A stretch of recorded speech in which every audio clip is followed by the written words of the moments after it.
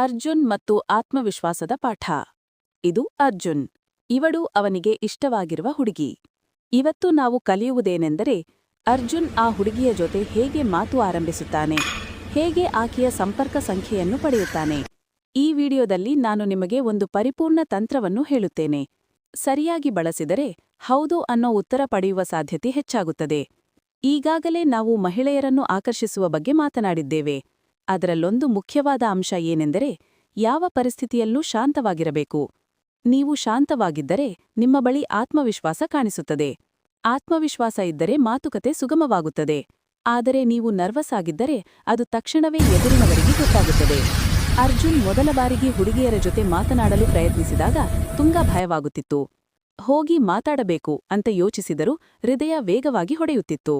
ಆ ಭಯವನ್ನು ಗೆಲ್ಲೋದು ಹೇಗೆ? ಉತ್ತರ ಒಂದೇ, ಕ್ರಿಯೆಯಲ್ಲೇ ಇಳಿಯಬೇಕು. ಆದರೆ ತಕ್ಷಣವೇ ದೊಡ್ಡ ಮಾತುಕತೆ ಶುರು ಮಾಡಬೇಡಿ. ಅರ್ಜುನ್ ಮಾಡಿದಂತೆ ಸಣ್ಣ ಹೆಜ್ಜೆಯಿಂದ ಆರಂಭಿಸಿ. ಪ್ರತಿದಿನ 10 ಹುಡುಗಿಯರ ಬಳಿ ಹೋಗಿ ಟೈಮ್ ಎಷ್ಟು ಅಂತ ಮಾತ್ರ ಕೇಳಿ. ಗಡಿಯಾರ ಹಾಕಿಕೊಳ್ಳಬೇಡಿ, ಮೊಬೈಲ್ ಕೂಡ ಕೈಯಲ್ಲಿರಬೇಡಿ. ಈ ಸರಳ ಅಭ್ಯಾಸದಿಂದ ಕೆಲವು ದಿನಗಳಲ್ಲಿ ಅರ್ಜುನ್ಗೆ ಭಯ ಕಡಿಮೆಯಾಯಿತು. ಹುಡುಗಿಯರ ಬಳಿ ಹೋಗುವುದು ಸಹಜವಾಗಿ ಬಿಟ್ಟಿತು. ಆದರೆ ಸ್ಥಳವೂ ಮುಖ್ಯ. ನೈಟ್ ಕ್ಲಬ್ಗಳು ಹೊಸಬರಿಗೆ ಒಳ್ಳೆಯದು ಅಲ್ಲ. ಅಲ್ಲಿ ಸ್ಪರ್ಧೆ ಜಾಸ್ತಿ. ಹುಡುಗಿಯರು ಎಚ್ಚರಿಕೆಯಿಂದಿರುತ್ತಾರೆ. ಜೋರಾದ ಸಂಗೀತದಿಂದ ಮಾತುಕತೆ ಕಷ್ಟ. ಆದ್ದರಿಂದ Arjun park, coffee shop, mall, library ಇತ್ಯಾದಿ ಶಾಂತ ಸ್ಥಳಗಳನ್ನು ಆಯ್ಕೆ ಮಾಡಿದ. ಯೋಗ ಕ್ಲಾಸ್, ಸಾಲ್ಸಾ ಡಾನ್ಸ್ ತರಗತಿಗಳಲ್ಲೂ ಹೆಚ್ಚು ಮಹಿಳೆಯರು, ಕಡಿಮೆ ಗಂಡಸರು ಇರುತ್ತಾರೆ. ಅಲ್ಲಿ ಅಭ್ಯಾಸಕ್ಕೆ ಅವಕಾಶ ಹೆಚ್ಚು. ಒಮ್ಮೆ ಸ್ಥಳ ಆಯ್ಕೆಯಾದ ಮೇಲೆ ಅರ್ಜುನ್ ತನ್ನ ಟಾರ್ಗೆಟ್ ಅನ್ನು ನೋಡುತ್ತಾನೆ. ಒಂದು ಮುಖ್ಯ ನಿಯಮ: ತೀರ್ಮಾನ ಮಾಡಿದ 5 ಸೆಕೆಂಡಿನೊಳಗೆ ಹೋಗಿ ಮಾತಾಡಬೇಕು.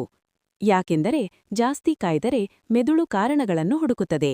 ಇಲ್ಲ ಬಿಡು, ಈಗ ಸರಿಯಾದ ಸಮಯ ಅಲ್ಲ ಅಂತ. ಇದೀಗ ದೊಡ್ಡ ತಪ್ಪುಗಳು. ಸಾಮಾನ್ಯ ಹುಡುಗ ಏನ್ಮಾಡ್ತಾನೆ? ಮುಂದಿನಿಂದ ನೇರವಾಗಿ ಹೋಗಿ, ಹಾಯ್, ನಾನು ಫ್ರೆಡ್, ಡ್ರಿಂಕ್ ಕೊಡ್ತೀನಾ ಅಂತ ಕೇಳ್ತಾನೆ. ಹುಡುಗಿ ತಕ್ಷಣ ನನ್ನ ಬಾಯ್ಫ್ರೆಂಡ್ ಅಲ್ಲೇ ಇದ್ದಾನೆ ಅಂತ ಹೇಳ್ತಾಳೆ. ಅವಳಿಗೆ ನಿಜವಾಗಲೂ ಬಾಯ್ಫ್ರೆಂಡ್ ಇದ್ನಾ? ಇರಬಹುದು, ಇಲ್ಲದೆಯೂ ಇರಬಹುದು. ಆದರೆ ತಪ್ಪಿಸಿಕೊಳ್ಳಲು ಅದು ಒಳ್ಳೆಯ ಕಾರಣ. ಹುಡುಗಿಯರು ದಿನವೂ ಇಂಥ ಅಪ್ರೋಚ್ಗಳನ್ನು ನೋಡಿರುತ್ತಾರೆ. ಆದ್ದರಿಂದ ಅವರ ಮೆದುಳು ಮೊದಲೇ ಡಿಫೆನ್ಸ್ ಮೋಡ್ಗೆ ಹೋಗಿರುತ್ತದೆ.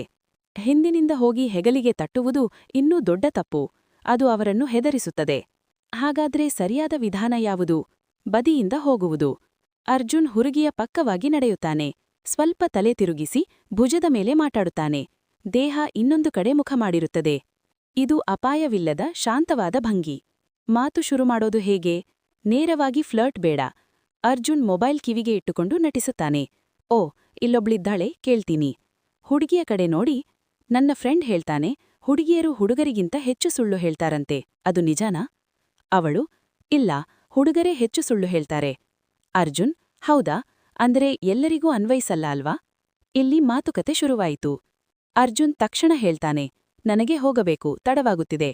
ಇದರಿಂದ ಹುಡುಗಿಯ ರಕ್ಷಣಾ ಗೋಡೆ ಕಡಿಮೆಯಾಗುತ್ತದೆ. ಆದರೆ ಒಂದು ವಿಷಯ, ಯಾವುದೇ ಒಂದೇ ಲೈನ್ ಮೇಲೆ ಅವಲಂಬಿಸಬಾರದು. ಪರಿಸರ ನೋಡಬೇಕು. ರೆಸ್ಟೋರೆಂಟ್ನಲ್ಲಿದ್ದರೆ, ನೀನು ತಿಂತಿರೋದು ಏನು? ನಾನು ಮೊದಲ ಬಾರಿ ಬಂದಿದ್ದೀನಿ ಅಂತ ಕೇಳಬಹುದು. ಅಥವಾ ಅವಳ ಬ್ರೇಸ್ಲೆಟ್ ನೋಡಿ, ಇದು ತುಂಬಾ ವಿಭಿನ್ನವಾಗಿದೆ, ಇದರ ಕಥೆ ಏನು ಅಂತ ಕೇಳಬಹುದು.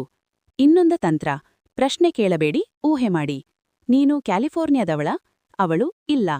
ನಿನ್ನ ಡ್ರೆಸ್ ನೋಡಿ ಹಾಗೆ ಅನಿಸಿತು. ಮಾತು ಸ್ವಾಭಾವಿಕವಾಗಿ ಸಾಗುತ್ತದೆ.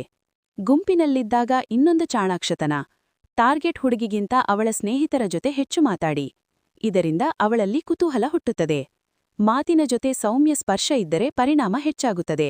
ಹೈಫೈವ್, ನೇಲ್ ನೋಡಿ ಹೊಗಳುವುದು, ಕೂದಲಿನ ಬಗ್ಗೆ ಕೇಳುವುದು. ಒಮ್ಮೆ ಅವಳು ಸ್ಪರ್ಶಕ್ಕೆ ಒಪ್ಪಿಕೊಂಡರೆ ಅರ್ಥ ರಕ್ಷಣಾ ಗೋಡೆ ಕೆಳಗೆ ಇದೀಗ ನಂಬರ್ ಕೇಳೋ ಸಮಯ. ಅರ್ಜುನ್ ಹೇಳ್ತಾನೆ, ನಿನ್ನ ಬಗ್ಗೆ ಒಂದು ವಿಚಿತ್ರ ವಿಷಯ ಗಮನಿಸಿದ್ದೇನೆ. ಅವಳು ಕುತೂಹಲದಿಂದ ಕೇಳುತ್ತಾಳೆ. ಅರ್ಜುನ್, ಇದೀಗ ತಡವಾಗಿದೆ, ಹೋಗಬೇಕು, ನಂಬರ್ ಹಾಕು, ನಂತರ ಹೇಳ್ತೀನಿ ಅಂತ. ಫೋನ್ ಅವಳ ಕೈಗೆ ಕೊಡ್ತಾನೆ. ಇದು ನೇರವಾಗಿ ನಂಬರ್ ಕೊಡ್ತೀಯಾ ಅಂತ ಕೇಳೋದಕ್ಕಿಂತ ಪರಿಣಾಮಕಾರಿ. ಒಪ್ಪದಿದ್ದರೆ ಸೌಮ್ಯವಾಗಿ ವಿದಾಯ ಹೇಳಿ ಹೊರಟು ಹೋಗಬೇಕು, ಬಲವಂತ ಬೇಡ. ಆತ್ಮವಿಶ್ವಾಸ ಇದ್ದವನು ಹೊರಟು ಹೋಗಲು ಹೆದರುವುದಿಲ್ಲ. ಇದೇ ಅರ್ಜುನ್ ಕಲಿತ ಪಾಠ. ಮಾತು, ಆತ್ಮವಿಶ್ವಾಸ, ಸಮಯ ಮತ್ತು ಗೌರವ ಇವೇ ಆಕರ್ಷಣೆಯ ನಿಜವಾದ ಗುಟ್ಟು.